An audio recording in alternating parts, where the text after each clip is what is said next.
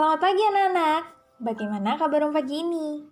Tidak terasa ya, udah lebih dari sebulan tahun 2021 ini berjalan. Bukankah luar biasa sekali perlindungan Tuhan pada setiap kita? Firman Tuhan pada hari ini diambil dari Keluaran 15 ayat yang ke-11. Mari sama-sama kita baca ya, Keluaran 15 ayat 11. Siapakah yang seperti Engkau di antara para Allah, ya Tuhan? Siapakah seperti Engkau, mulia karena kekudusanmu, menakutkan karena perbuatanmu yang masyhur. Engkau pembuat keajaiban. Demikian firman Tuhan. Anak-anak, tahukah kamu, pada tahun 1977, Amerika Serikat meluncurkan roket ke angkasa. Di dalamnya ada kapal kecil bernama Voyager 1, sebuah satelit yang diluncurkan ke angkasa untuk menjelajahi planet-planet. Setelah Voyager selesai mengirimkan kembali foto-foto dan data dari planet Jupiter dan sekitarnya, kapal ini tidak berhenti bekerja. Voyager masih tetap beredar, bahkan sampai hari ini, hampir 30 tahun kemudian. Wahana kecil ini masih tetap beredar menempuh kecepatan 60.800 km per jam. Wow! Dengan jarak sekitar 14,4 miliar kilometer dari matahari. Ini sungguh luar biasa, bukan? Para ilmuwan cemerlang itu telah mengirimkan kapal sampai ke tepi tata surya kita. Benar-benar menakjubkan. Namun sebenarnya keberhasilan ini masih tergolong kecil bila dibandingkan dengan apa yang telah dilakukan Allah. Mari kita belajar apa yang Alkitab katakan tentang kehebatan Tuhan kita. Pertama, Tuhan membebaskan bangsa Israel dari perbudakan atau penjajahan Mesir. Anak-anak, ingatkah kamu kisah tentang bagaimana Tuhan membawa orang Israel keluar dari perbudakan di tanah Mesir?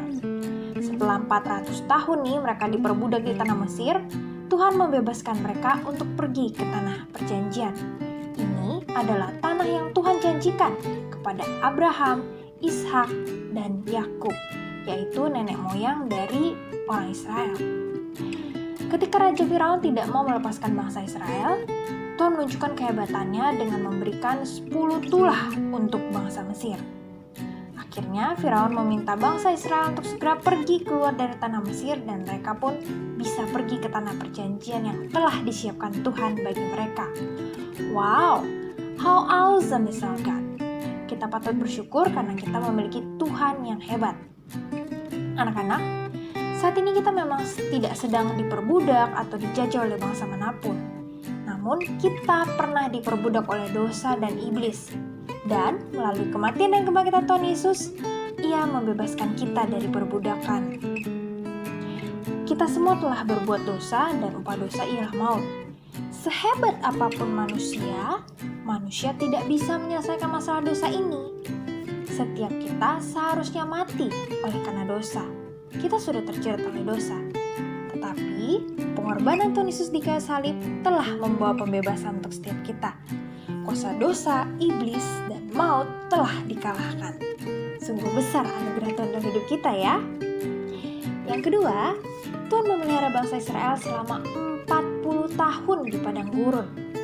Anak-anakku, para ahli sejarah memperkirakan ada sekitar 2 juta orang Israel yang melakukan perjalanan di padang gurun ini.